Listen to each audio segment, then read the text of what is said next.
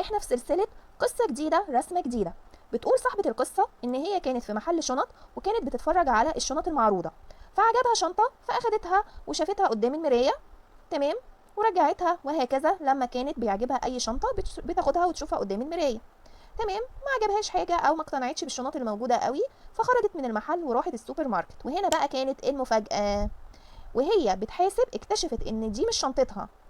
اللي حصل كالآتي: هي سابت شنطتها اللي فيها حاجاتها واخدت الشنطه الجديده، بالرغم من ان الشنطه القديمه بتاعتها كان فيها مبلغ كبير قوي. كان فيها فلوس جمعيه، وكان فيها فلوس الشغل، وكان فيها تقريبا كانت سحبه المرتب كله، وكان معاها ما يقارب ب 7000 جنيه. وهي اصلا الشنطه في الاساس كان سعرها 500 جنيه، 250. القصه دي من فتره طويله.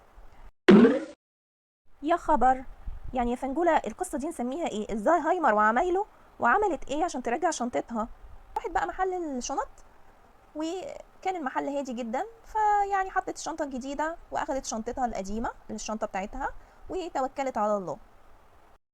لو عجبتكم السلسلة دي ياريت تدوسوا لايك وتشتركوا في القناة عشان يوصلكوا كل جديد. نمنمة الناس دي مش بتدوس لايك ليه؟ مش عارفة يا فنجولة، يمكن ايديهم مش فاضية زيي بياكلوا فشار.